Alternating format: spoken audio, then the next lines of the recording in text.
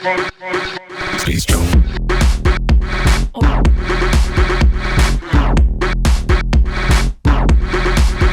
Please don't.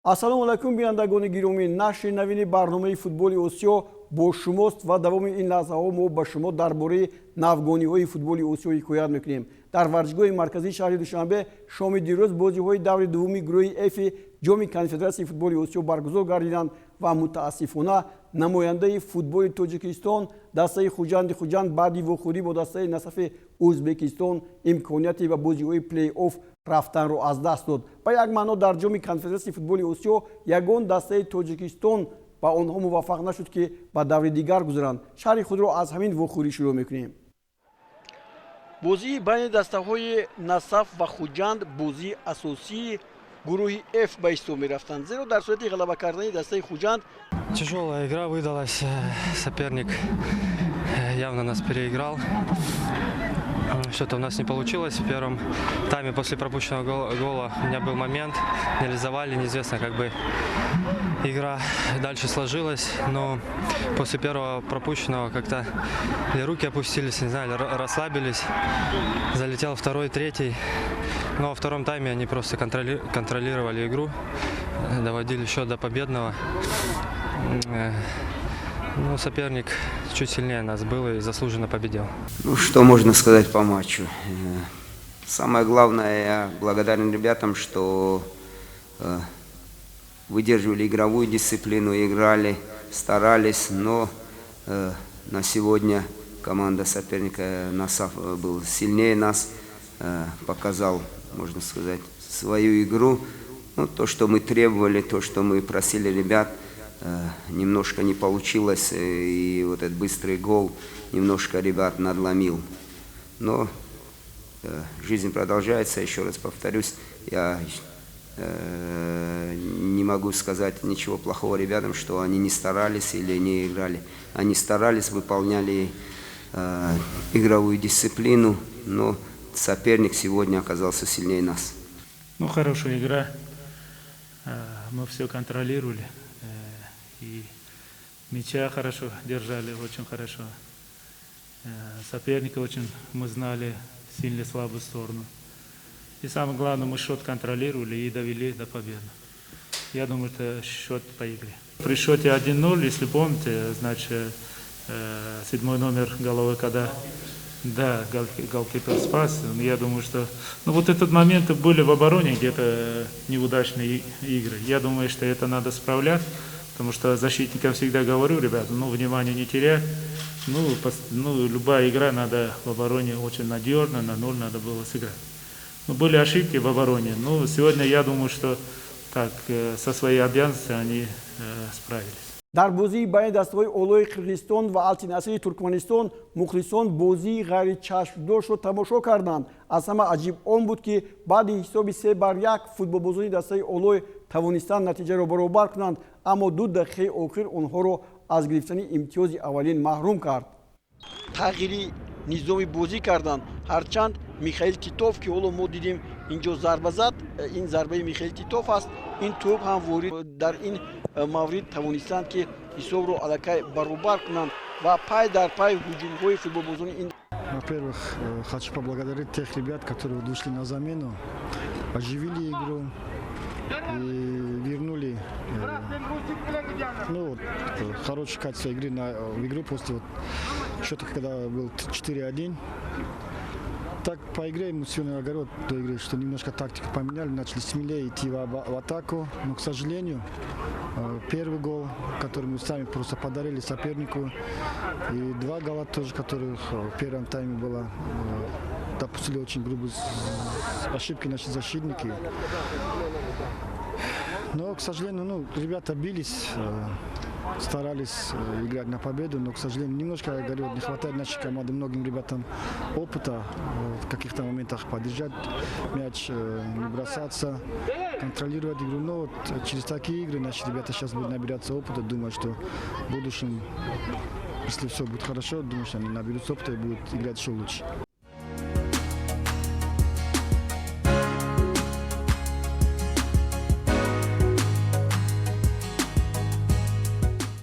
дар бозиҳои гурӯҳи И ҷоми конфедератсияи футболи осиё ки дар шаҳри бишкек идома дорад, пеш аз муҳлат ғолиб муайян гардид. аҳали туркманистон баъди пирӯзӣ бар равшани кӯлоб чемпиони қирғизистон дордойро низ мубталои шикаст гардонид. ба ҳамин тартиб аҳал роҳи худро ба бозиҳои оянда ҳамвор кард ва акнун ҷуфти худро дар бозиҳои ҳазфӣ интизор мешавад. ба тамошои лаҳзаҳои ин вохӯрӣ меравем. боз як дастаи туркмании аҳал ки дар бозии аввал тавре гуфтем бар равшани кӯлоб пирӯзӣ ба даст оварда буд, дар муқобили чемпиони қирғизистон дордой ба майдон омад ва дар ин бозӣ ҳам футболбозони дастаи аҳал барои дордой номувофиқ буданд ва бозиашон ҷолибтар буд. чунин бозӣ ҳам дар шаҳри бишкек барпо мегардид. дордой ҳам мисли хуҷанди хуҷанд ин бозиро ба ҳайси мизбон дар майдон ҳукмронӣ мекард, аммо тарзе гуфтам аҳал дар ин рӯз бештар ба хати ҳуҷум мерафт ва бештар бозии зебои худро манзури ҳам тамошобинону ҳам он масъулине ки дар ин ҷо ҳузур доштанд пешниҳод кард ва дар ин вохӯрӣ ҳам голи аввалин аз худгол шурӯъ гардид. александр мишенко аст ки ҳоло бубинед баъди буриши ин тӯбро ворид тури дарвоза кард ва агар даст намекуфт ин тӯб ҳам ё ки намегардонд сад намегузоштам ин тӯб ворidi дарвоза мешуд. футболбозони дастаи аҳал ба як ҳуҷуме ки ҳоло ҷавоб гардониданд дигар бора боз ҳуҷум карданд ва ин навбат бори дигар ба комёбӣ муваффақ шуданд. ин дақиқаи 78 буд. элман тагаев тӯби дуюми аҳалро ба сури дарвозаи дастаи дордой зад ва дар ин бозӣ ҳам пирӯзӣ ба даст овард ва бо касби 6 имтиёз садрнишини гурӯҳи И гардид.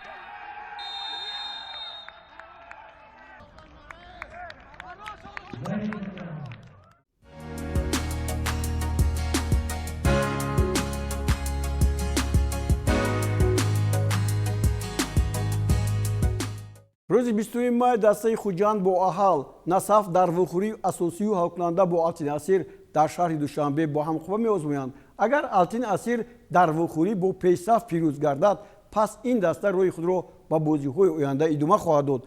аммо насаф ки то ҳанӯз ягон имтиёзро аз даст надодааст, оё онро мағлуб кардан мумкин аст?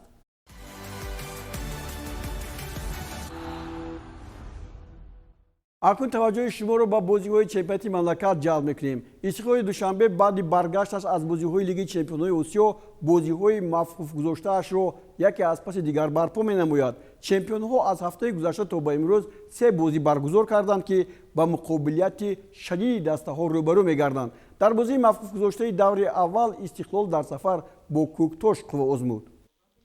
ҳанӯз бозии зебои Истиқлол дар лиги чемпионҳои Осиё аз ёди мо нарафтааст ва футболбозони дастаи Истиқлол дар ҳар даста дар он ҷое ки ба майдон меоянд мухлисон ба онҳо ҳавас доранд ки нигоҳ кунанд ва ба ҳунари онҳо кафкӯбӣ намоянд. дар бозии байни дастаҳои Кӯктош ва Истиқлол ҳам истиқлолиҳо бисёр бозии ҷолиб нишон доданд. Алишер Ҷалилов ин ҷо қариб буд ки ба дарвозаи Шоҳрух Қирғизбоев тӯбро равон кунад, аммо дар мавриди охир Шоҳрух маҳороти хуб нишон дод. футболбозони дастаи Кӯктош ҳам мехостанд ба дарвозаи дастаи Истиқлол Рустам Ятибов ки дарвозабони дастаи мунтахиби Тоҷикистон ҳаст гол зананд, аммо ин ба онҳо муваффақ дар аввал нашуд ва Зоҳир Ҷӯрабоев дар дақиқаи 60 аз гузариши хеле хуб аз канори чапи майдон ин ҷо аввалан Муҳаммадҷон Раҳимов буд, баъдан Алишер Ҷалилов ва партофти Алишер Ҷалиловро бо як расиши пой ворид тури дарвоза кард ва ҳисоб боз шуд. футболбозони дастаи Кӯктош ҳам имконияти зебоеро пайдо карданд. дар 3 дақиқаи баъди ин голи хурдаашон Суҳроб Раҳмонови легионери ӯзбекистонӣ бо як ҷасти зебо дар ҳақиқат дар ғафлат гузошт ҳам дарвозабон ва ҳам бозигарони хати мудофиаи дастаи Истиқлолро ва ҳисоб 1-1 шуд ва ин бозӣ бо ҳамин ҳисоби 1-1 хотима ёфт.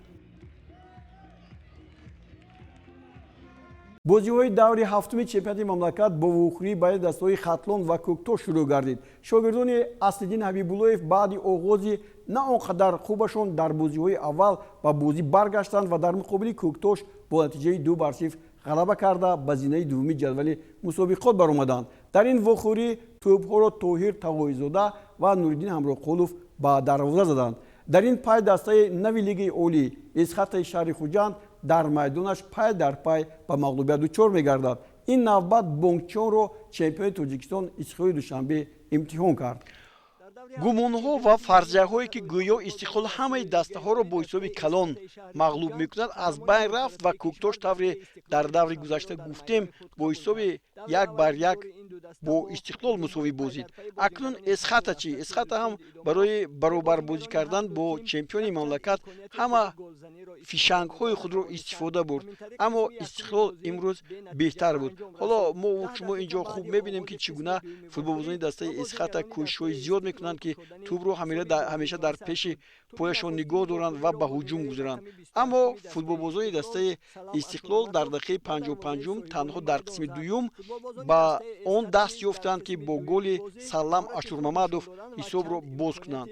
1-0 ва Истиқлол ҳуҷумҳои худро идома дод ва дар ин маврид боз як бозингари ҷавони дастаи Истиқлол Рустам Соиров ҳам дар дақиқаи дуюми вақти иловагӣ як тӯби дигарро вориди тӯри дарвоза кард ки ҳоло мову шумо хоҳем дид. Ин вохӯрӣ бо ҳамин пирӯзии дастаи Истиқлол бо ҳисоби 2-0 ба анҷом расид ва оҳиста оҳиста Истиқлол мавқеи худро дар ҷадвали чемпионати Тоҷикистон хубтар мекунад ва баъди бозиҳое ки ӯ анҷом медиҳад, ҳоло ин сеюмин бозие аст ки истиқлолиҳо ба анҷом мерасонанд, мо Истиқлолро боз дар садри гурӯҳ хоҳем дид. дастаи Душанбе дар даври ҳафтуми бозиҳо дар майдонаш Истаравшанро қабул карда бозиро бо натиҷаи 1-1 мусовӣ анҷом дод. Ба голи задаи беҳтарин бозингари мавсими соли 2020 Ҷумҳурии Тоҷикистон Илҳом Баротов легионери эронии дастаи Душанбе Амир Меъмори Манеш ҷавоб гардонид. бозии байни дастаҳои Душанбе ва Истаравшан ҳамеша пуршиддат мегузаранд, зеро ин дастаҳо дар ҷадвали мусобиқот бо ҳам тақрибан баробар меистанд ва инро мову шумо хуб медонем. Душанбе якбора баъди ба бозиҳои чемпионат баргаштанаш ҳоло бозии хуб ҳам нишон медиҳад ки инро мову шумо баръало эҳсос мекунем. Аммо футболбозони дастаи Истаравшан дар ин рӯз дар қисми аввал дар назар дорам аз соҳибони майдон беҳтар буданд ва ҳамин ҳуҷумҳои пайдарпай ки онҳо доштанд дар натиҷа ба он овард ки довари вохӯрӣ дар ин бозӣ зарбаи пеналтиро дар дақиқаи 4 вақти иловашуда ба қисми аввали бозӣ таъин кард. ҳоло ин лаҳза фаро мерасад, аммо мо ҳолатҳои дигареро мебинем ки футболбозони дастаи Душанбе кӯшиши ба тӯри дарвозаи дастаи Истаравшан равон кардани тӯбро доштанд ва ҳоло бори дигар инҷо дидем. Ҳамин барои ҳамин дағалии муҳофизатгарон довар ба тӯри дарвозаи соҳибони майдон пеналти таъин кард Насрулло Кабиров ва ҳоло онро Илҳом Баротов бо зарбаи сахт ҷамъбаст мекунад ва ҳисобро боз мекунад. ҳоло бибинед ин зарбаи ниҳоят сахти Илҳом Баротов аст ки дар натиҷа Истаравшан ба сафи пеш баромад ва қисми аввали вохӯрӣ ҳам бо ҳамин ҳисоби 0-1 ба нафъи меҳмонон ҷамъбаст гардид. мухлисони Истаравшан дар ҳама варзишгоҳҳо ҳастанд ва онҷо меоянд ва дастаро гӯем дастгирӣ мекунанд ва ин ҳамон такрори голро мо дидем. Акнун қисми дуввуми вохӯрӣ ҳам шурӯъ гардид ва яке аз голҳои ниҳоят зеборо инҷо Амир Меъмори Манеш ба тӯри дарвозаи дастаи Истаравшан рафт ва ҳисобро баробар кард. Ин дақиқаи 62 буд. ҳоло бори дигар бибинед ӯ чӣ гуна бо техникаи баланд тӯбро аз як усули хос истифода бурда якбора тӯбро ба тӯри дарвоза мезанад. Инҷо боз як ҳуҷуми дигари Истаравшаниҳо ва боз як ҳолат барои Илҳом Баротов, аммо дарвозабон Фаромурз Саидов хуб кор мекунад. Хулас лаҳзаҳои голзанӣ дар чемпионат бештар ҳастанд, аммо тӯб вориди дарвозаҳо кам мегардад ки инро мо эҳсос кардаем ва ин бозӣ ҳам бо ҳисоби 1-1 хотима ёфт. ба ҳамин тартиб дар ҷадвали мусобиқа ҳанӯз дастаи хуҷанди хуҷанд мавқеашро дар зинаи аввал нигоҳ медорад. миёни нишонзанҳо артем сердюк аз хуҷанд ва акобир тураев аз исхата бо панҷтӯбӣ мавқеъ гирифтанд. ба ҷадвали мусобиқа таваҷҷӯҳ кунед.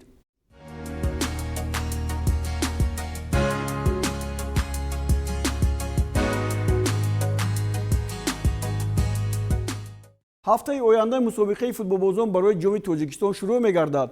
дастаҳои лиги якум барои ҷоми тоҷикистон дар марҳилаи аввал ширкат меварзанд ва бозиҳо дар як давр сурат мегирад. ғолибон ба бозиҳои 8-1 ниҳоии ҷоми тоҷикистон рохат хоҳанд гирифт. тавре сомонаи расмии федератсияи футболи тоҷикистон хабар медиҳад, дар даври 8-1 ниҳоӣ дастаҳои лиги олӣ ба мусобиқа ҳамроҳ мешаванд. дар ин баробар дар натиҷаи қуръакашӣ дастаҳои моҳир бо барқчӣ, саройкамар бо ваҳдат, паншер бо равшани зафаробод, динамо бо ҳулбук, пахтакор бо ҳосилот ва регрита даст бо исфара ба ҳам қувва меозмоянд ва ин бозӣ рӯзҳои 21 ва 22 баргузор хоҳад шуд. бо шурӯъи бозиҳои лигаи чемпионҳои осиё ва ҷоми конфедератсияи футболи ин қитъа лаҳзаи таваҷҷӯҳи худро аз мусобиқаҳои кишварҳои осиё дур гирифтем. дар ин шабу рӯз дастаи персиполиси эрон ки дар радифи бозиҳои 8-1 ниҳоии лигаи чемпионҳои осиё бо истиқлоли тоҷикистон қувва меозмояд, бозии худро дар даври 23-юми лигаи бартари эрон бо Истиқлол ки ин даста ҳам дар лигаи чемпионҳои осиё муваффақ мебошад баргузор кард. лаҳзаҳои ин бозӣ ҳоло манзури шумо мегардад.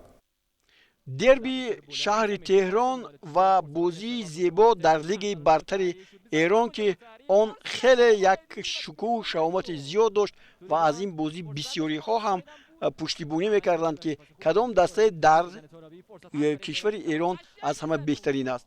осиё бозӣ мекунанд ва дар ин вохӯрие ки доштанд олкасир тавонист ки ҳисобро боз кунад ва персиполисро ба сафи пеш барорад. ин дақиқаи 55 буд. дар ин вохӯрӣ бисёр ҳам ҳолатҳои хуб ҷой доштанд, вале ба нишонрасондани тӯбҳо ба ҳамлагарон муяссар нашуд. персиполис бо Истиқлол 34 вохӯрӣ барпо карданд ки дар 11 вохӯрӣ ғалаба бар ҷониби персиполис буду Истиқлол ҳамагӣ дар 6 бозӣ пирӯзӣ ба даст овардааст. як хараҷу мараҷ дар ин вохӯрӣ ҳам ба чашм расид. дар ҳамин ҷо баъди қоидаро вайрон кардан футболбозони ҳар ду даста ба якдигар бо тезӣ ба як хархашаву ҷанҷол рӯ оварданд ва он дурудароз ки ҳам буд баъдан хомӯш шуд ва дастаи персиполис бо ҳисоби 1-0 бар Истиқлол зафар ёфт.